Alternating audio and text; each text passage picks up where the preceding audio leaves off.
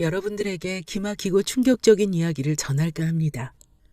제 아들과 관련된 이야기라 어디 쉽게 이야기할 수도 없는 노릇이고 고민 끝에 익명의 힘을 빌려 이렇게 글을 써봅니다.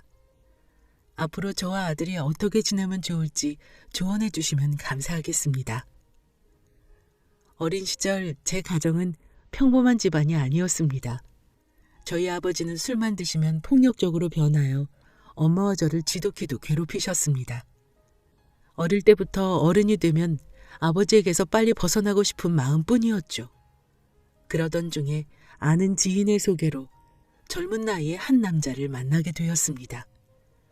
솔직히 소개받은 그 남자에게 호감도 없었고 외모도 제 마음에 들지 않았지만 그래도 그를 몇 번이고 만나게 되었습니다.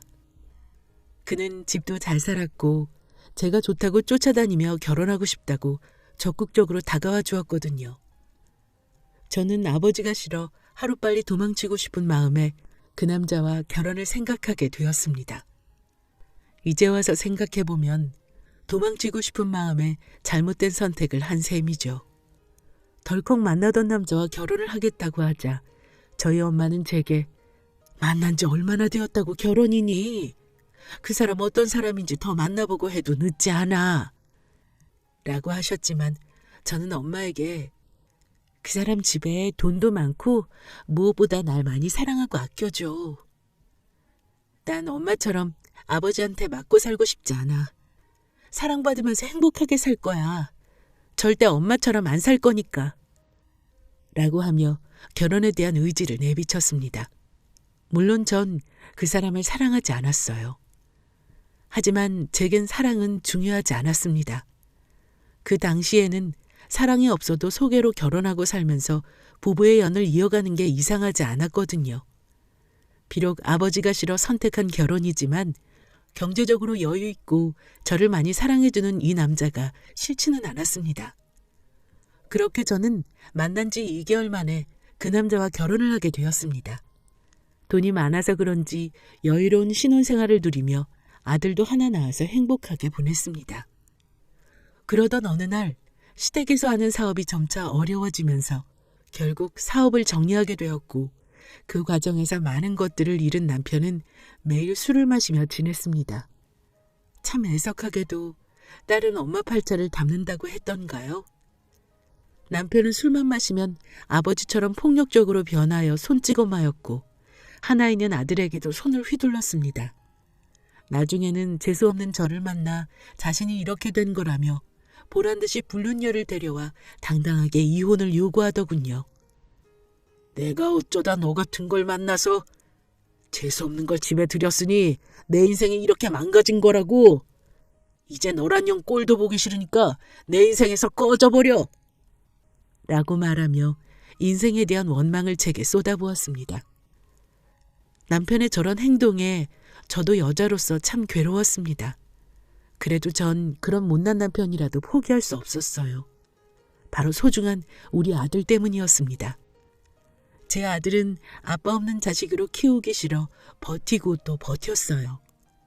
결혼 전 엄마에게 난 엄마처럼 살지 않는다고 큰소리 쳤는데 결국 저도 엄마와 같은 길을 걸어가고 있더군요. 저희 엄마도 그렇게 살기 싫으셨겠죠.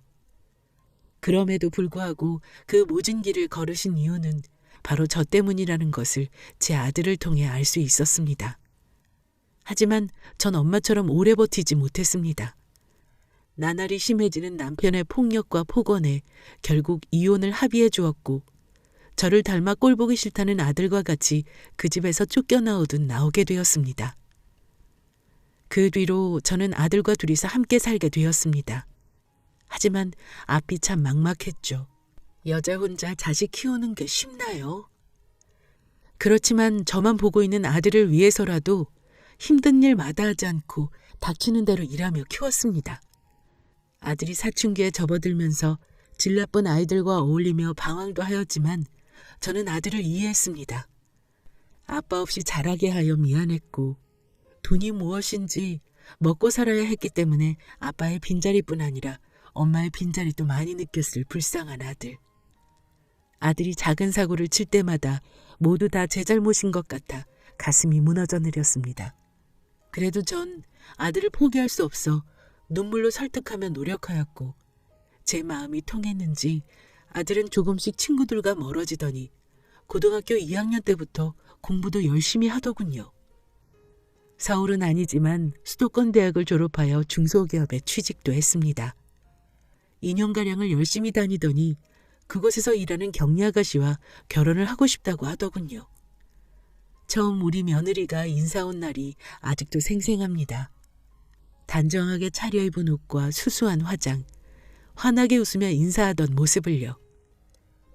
어머니, 처음 인사드립니다. 창호 씨 여자친구예요. 목소리도 어찌나 곱던지 저는 그런 며느리가 처음부터 참 마음에 들었습니다. 어서 와요. 오늘은 힘들었죠? 배고플 텐데 얼른 들어와서 식사해요. 함께 식사를 마치고 과일을 먹으며 이야기를 할 때 우리 아들이 왜 좋은지 물어봤어요. 그러자 며느리는 어머님께서 홀로 창호 씨를 키우셨다고 들었어요. 창호 씨는 그런 어머니께 효도해야 한다며 참 성실하게 일하더라고요. 요즘 사람답지 않게 착하고 책임감 있는 모습이 좋았어요.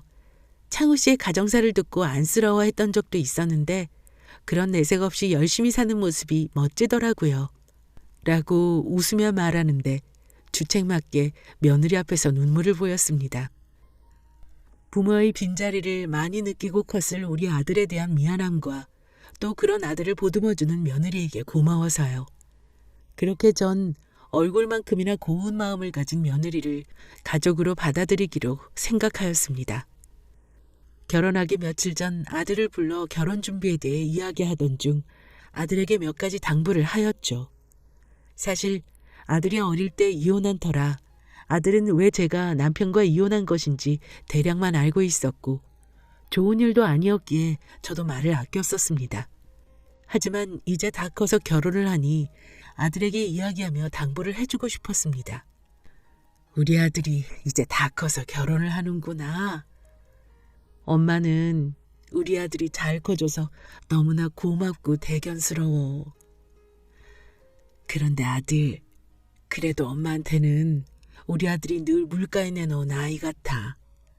우리 아들을 믿지만 엄마가 좀 걱정이 되어서 결혼하거든 아내를 소중하게 대해줘야 한다. 그래야 아내도 너를 존중해 줄 거고 화목하게 지낼 수 있을 거야. 엄마는 비록 아버지와 이혼을 했지만 우리 아들은 엄마처럼 이혼하지 말고 그저 행복하게 오순도순 잘 살았으면 좋겠어. 그래도 우리 아들은 술 먹고 행패 부리는 아버지의 모습을 닮지 않아서 참 다행이야.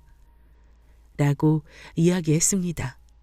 아들은 제게 엄마, 난 절대 아버지처럼 그러고 안 살 거야. 행복하게 잘 지낼 테니 걱정하지 마셔. 라고 이야기하며 제 당부를 잊지 않겠다고 하였습니다. 아들은 아버지와는 다른 삶을 살 거라며 호언장담하듯 제게 의젓한 모습을 보여줬습니다. 그렇게 결혼 준비를 마무리하며 아들과 며느리는 조촐하게 결혼식을 올렸습니다. 없는 살림에 큰 돈은 아니지만 저는 그동안 따로 모아놓은 돈을 아들에게 건네며 신혼집에 보태주었습니다. 아들은 혼자 사는 제가 걱정되었는지 가까운 거리에 신혼집을 얻었고 며느리와 자주 왕래하며 저를 챙겨주려 하였습니다. 무엇보다 우리 며느리가 제게 얼마나 살갑게 굴며 챙겨주는지 참 고맙더라고요. 결혼 준비할 당시 며느리는 어릴 적 부모님을 잃고 혼자 자라서 엄마의 정이 그리웠다고 하였습니다. 그래서 그런지 저를 엄마처럼 생각하는 듯 했어요. 저도 딸이 하나 생긴 듯 가슴으로 며느리를 품으며 제 딸처럼 소중하게 생각했습니다. 그러니 행복은 저절로 따라오더군요. 하지만 제게는 그 행복이 어울리지 않았나 봅니다. 1년 정도 지났으려나. 어느 날부터인지 집에 찾아오는 며느리의 얼굴이 조금씩 변해가더군요. 늘 환하게 웃던 아이였는데 웃음기도 없어지고 부쩍 말수도 줄었습니다. 곱던 얼굴에 그늘이 가득하고 밥도 잘 안 챙겨 먹는지 살도 부쩍 빠져 있었습니다. 하루는 얼굴과 몸에 상처가 있길래 며느리에게 아니 아가, 얼굴하고 여기 몸에 이 상처는 뭐니? 안 그래도 살도 빠지고 얼굴빛도 안 좋은 게 너 무슨 일 있니? 라고 말하며 걱정하자 며느리는 멋쩍게 웃으며 아, 어머니, 그게 별거 아니에요. 그냥 저번에 집안 정리하다가 선반이 잘못됐는지 무너져 내렸는데 그때 선반 위에 있던 물건들이 떨어지면서 좀 다쳤어요. 약 바르면 금방 나아요. 또 요즘 일이 많아서 피곤한가 봐요. 살이 자꾸 빠지네요. 라고 답했습니다. 저는 그런 며느리를 걱정하며 일도 바쁘고 힘들어도 잘 챙겨 먹어야 한다고 반찬도 더 챙겨주었습니다. 그러나 그 후에도 종종 얼굴과 몸에 상처와 멍이 보이더군요.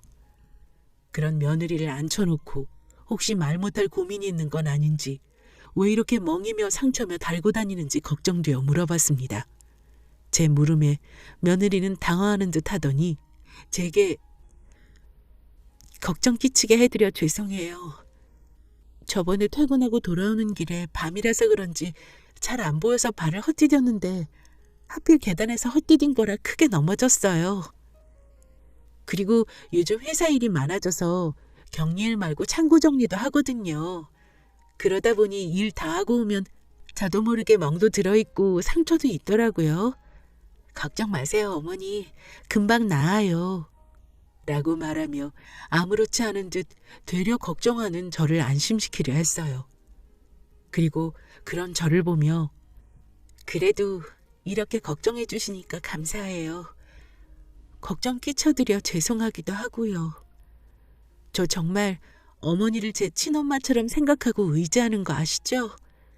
하늘에서 저희 엄마가 제게 어머니를 선물로 보내주셨나 봐요. 라고 옅게 웃으며 제 손을 꼭 잡아주더군요. 저도 그런 며느리를 보며 손을 따스하게 잡아주었습니다. 그리고 며느리의 말을 듣고 저는 정말 그런 줄 알았어요. 그렇지만 아무리 일이 힘들고 그렇다 한들 어떨 때는 아들과 함께 집에 올 때조차도 며느리는 웃지 않고 멍하니 있기도 했고요. 전 그런 며느리가 계속 신경 쓰이고 걱정되어 아들에게 이야기했습니다. 아들, 요즘 새하기 힘든 거 알고 있지? 얼굴빛도 안 좋고 몸도 말라가고 걱정이다. 저러니 임신이 잘 안 되는 거 아닌지 걱정되고 일이 저렇게 힘들어 사람이 변해가는데 그 일 계속 다녀야 하는 거라니? 하고 이야기하자 아들은 크게 동요하지 않고 누워서 TV를 보며 일 뭐 다 힘들지 안 힘든 일이 어딨어 그래? 그리고 힘들다고 일 그만두면 엄마 아들 혼자 돈 벌어야 되는데 나도 힘들어 엄마. 둘이 버는 게 훨씬 낫지. 아기도 천천히 가지기로 했어. 돈 좀 더 모으고. 라고 하길래 저는 그런 아들을 더욱 멍하니 앉아있는 며느리를 보며 둘이 같이 벌면 돈이 더 빨리 모이고 좋지만 저러다 내 마누라 잡는 건 아닌지 싶다. 너도 힘들겠지만 당분간은 잘 챙겨줘라. 서로 의지하는 게 부부 아니니? 라고 말해주었습니다. 그러나 아들은 눈길도 주지 않고 멍하니 앉아있는 며느리에게 큰 신경을 쓰지 않는 듯 하더군요. 며느리뿐만 아니라 아들도 일하느라 고생이 많을 텐데 집에서 쉬고 있는 내가 더 챙겨줘야겠다는 생각에 며느리와 아들을 위해 반찬도 만들어주고 건강 챙기라며 몸에 좋다는 건강식품을 사주기도 하였어요. 그런 제 노력에도 며느리의 상태는 좋아지지 않았습니다. 일에 많이 지쳤는지 돌연 다니던 회사를 그만두고 집에서 쉬게 되었습니다. 저는 차라리 그만두고 푹 쉬면서 몸을 회복하는 게 좋겠다고 생각하며 일을 그만둔 며느리를 칭찬하며 달랬어요. 그만두고 좀 쉬면 해결될 거라 생각했는데 이상하게 시간이 지나고 상태는 좋아지지 않고 더 심해졌습니다. 제 집과 가까워 자주 놀러 왔었는데 이제는 잘 오지도 않고 보니까 집에서 나오지도 않는 것 같더라고요. 걱정스런 마음에 제가 직접 며느리를 찾아가 보기로 하였습니다. 며느리하고 아들이 좋아하는 반찬 몇 가지를 챙겨서 며느리의 집으로 갔습니다. 초인종을 누르고 기다렸는데 며느리는 나오지 않더군요. 일도 없고 집에도 잘 안 나가서 분명 집에 있을 텐데 왜 문을 열어주나 하는 생각에 걱정되어 비밀번호를 치고 들어갔어요. 집 문을 여니 온통 깜깜한 것이 불이 다 꺼져 있더군요. 며느리가 잠시 어디 볼일 보러 간 건가 싶어 반찬을 냉장고에 넣어 정리하고 온 김에 집안 청소나 좀 해줄 겸 불을 켜고 정리를 하다 안방으로 들어갔습니다. 안방 불을 켜자 저는 깜짝 놀라고 말았어요. 며느리는 안방 창밖을 보고 앉은 채로 멍하니 있었습니다. 제가 온 줄도 모르고요. 저는 며느리에게 다가가 이렇게 말했습니다. 아니, 집에 있으면서 문도 안 열어주고 불도 안 켜고 뭐하고 있는 거니? 라고 조심스레 묻자 며느리는 저를 쳐다보지도 않고 멍하니 창밖만 보고 있더라고요. 저는 그런 며느리가 점점 이상해져 가고 있다고 확신이 들기 시작했습니다. 어디 아픈 건가 싶어 몸 상태를 확인해 봤지만 열이 있거나 하지는 않았어요. 더 말을 하지 않는 며느리를 보며 아들과 진지하게 이야기를 해봐야 할 것 같아 퇴근하고 집에 올 아들을 기다렸습니다. 그러다 며느리는 저를 보며 어머니, 저 괜찮으니 이만 집에 가보세요. 그이 오늘 야근이라 늦게 와요. 라고 말을 하더군요.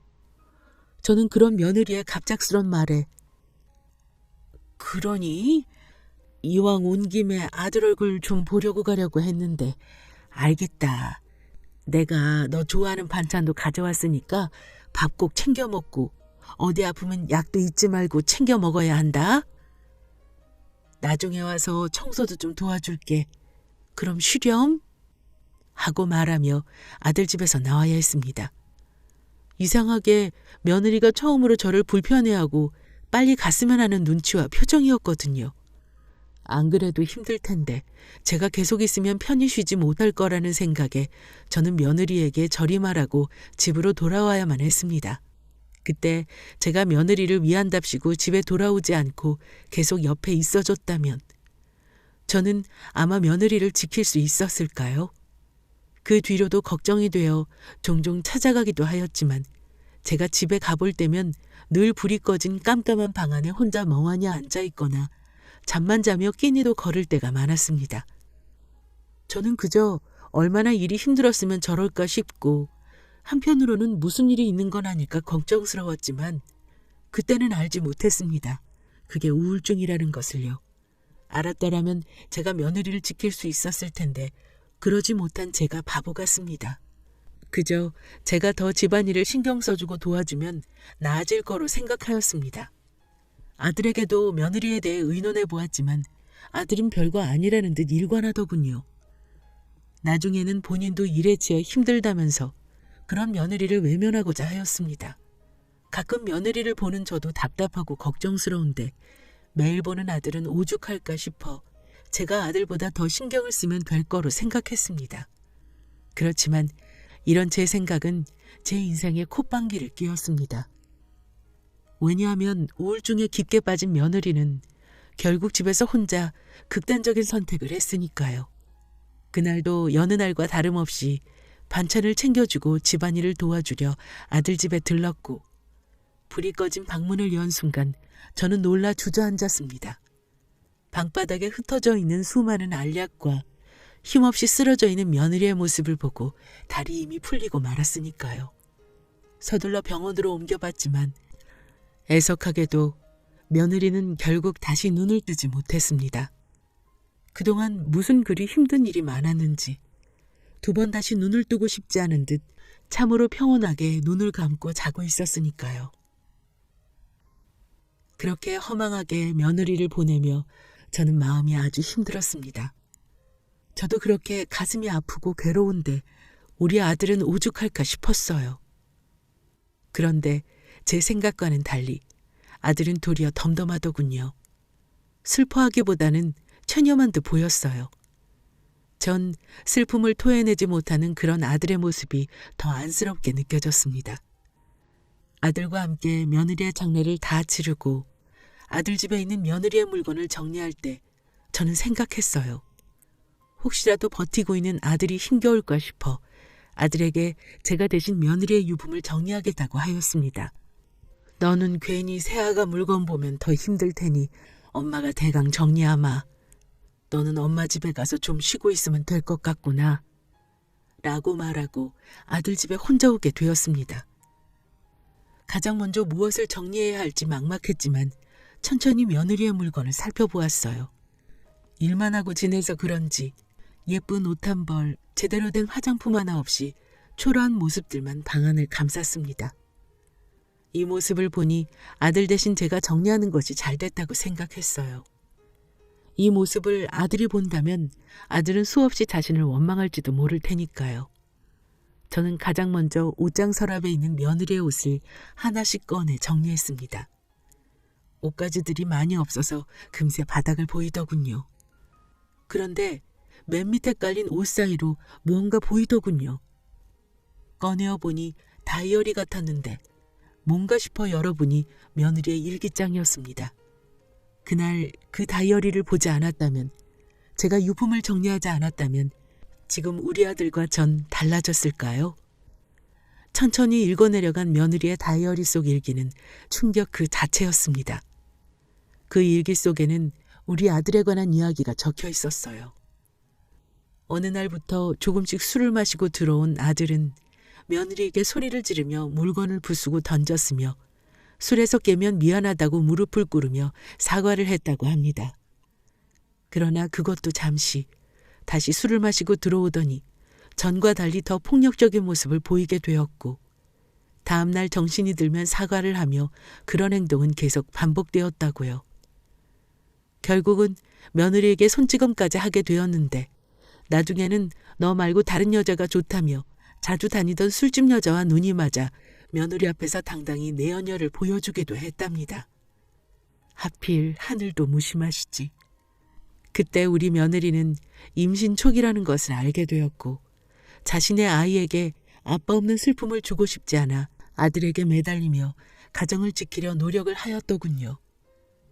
애절한 며느리의 마음을 몰라주고 아들은 되려 그런 며느리가 지겹다며 술을 먹고 손찌검까지 하며 난동을 부리다 그 바람에 며느리가 다치게 되었고, 초기 때 스트레스를 크게 받아 결국 아이까지 유산됐고요. 일기장 중간중간에도 아들은 술을 먹고 며느리에게 이혼을 요구하였고, 며느리가 이혼은 안 된다며 버티자 이혼 안 해주면 죽여버릴 거라며 며느리를 더 괴롭혔다고 합니다. 그만큼 내연녀에게 푹 빠져 있었다고 적혀 있었습니다. 전 그 일기장을 보고 큰 충격에 빠져 한동안 멍하니 일기장을 보며 앉아 있었습니다. 그리고 시간이 지나면서 차츰 손이 덜덜 떨리고 소름이 돋았어요. 그동안 정말 내 아들이 며느리에게 이런 못된 짓을 한 것인지 믿기지 않았고, 지난 시간이 혼란스러웠습니다. 그리고 내 아들이지만 왜 난 아들이 이런 모습을 알지 못했을까?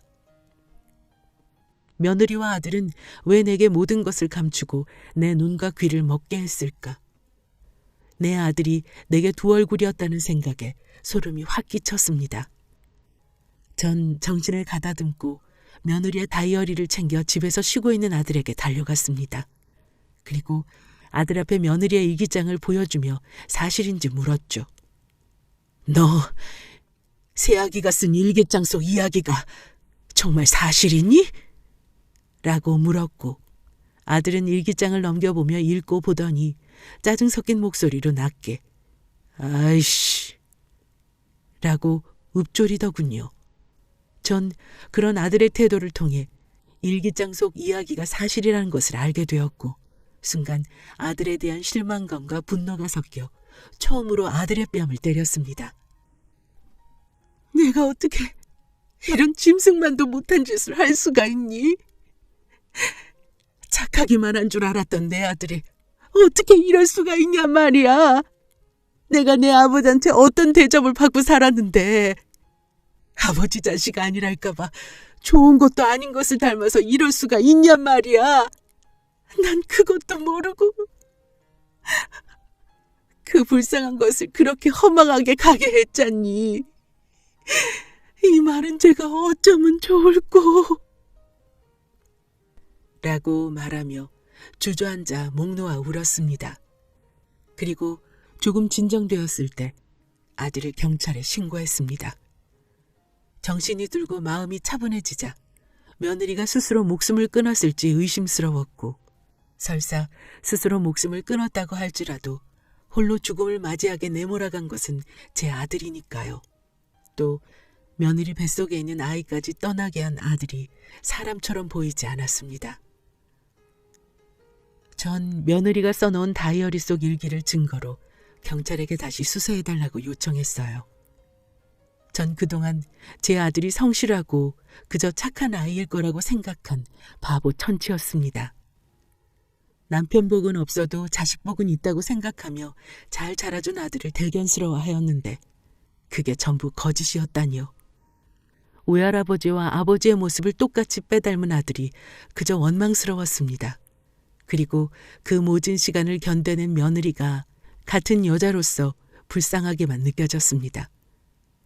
바보같이 미련하게 살지 말고 내게 도움을 요청하지.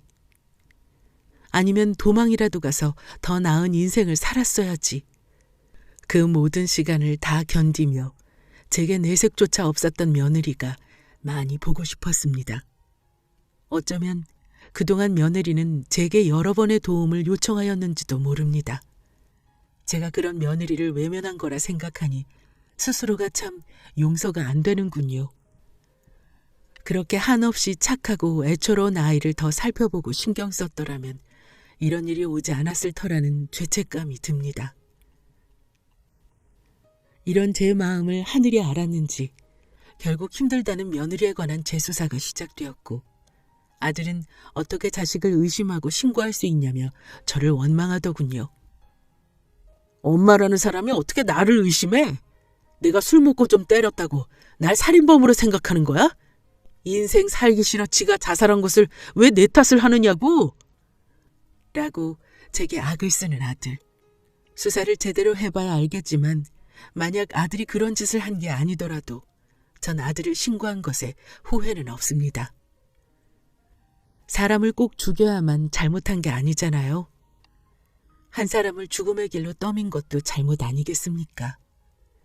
저도 앞으로 평생을 며느리에게 속죄하며 살겠지만 못난 아들도 제 마음을 이어받아 죄를 뉘우쳤으면 좋겠습니다. 여러분들이 보시기에는 자식을 신고한 어미가 어디 있느냐고 비난하실지 몰라도 제 자식이기 때문에, 한없이 못났어도 제 자식이기 때문에 어미로서 잘못한 것은 바로잡아주고 싶었습니다. 못난 아들을 대신하여 며느리에게 머리를 조아리며 죄를 빌면서 수사 결과를 기다렸습니다. 수사를 통해 알게 된 사실은 아들이 며느리를 죽였다는 직접 증거는 나오지 않았기에 살인죄는 적용되지 않았지만 그간 이루어진 협박, 폭행, 그리고 임신한 아내를 폭행하여 일어난 유산에 대한 죄가 인정돼 실형을 살게 되었습니다. 초범인 것을 고려하여 오랜 시간을 교도소에서 지내는 건 아니지만 그래도 아들이 자신의 죄를 뉘우치고 죄값을 다 치르고 나오게 된다고 하니 한편으로는 마음이 아프지만 이 기회로 다시 새 사람으로 태어났으면 좋겠습니다.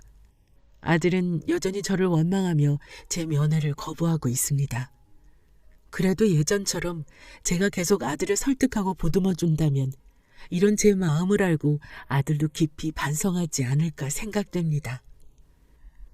여러분, 어쩌면 제가 더 현명하게 아들을 다시 가르칠 수 있을지 조언 좀 해주세요. 긴 글 들어주셔서 감사합니다.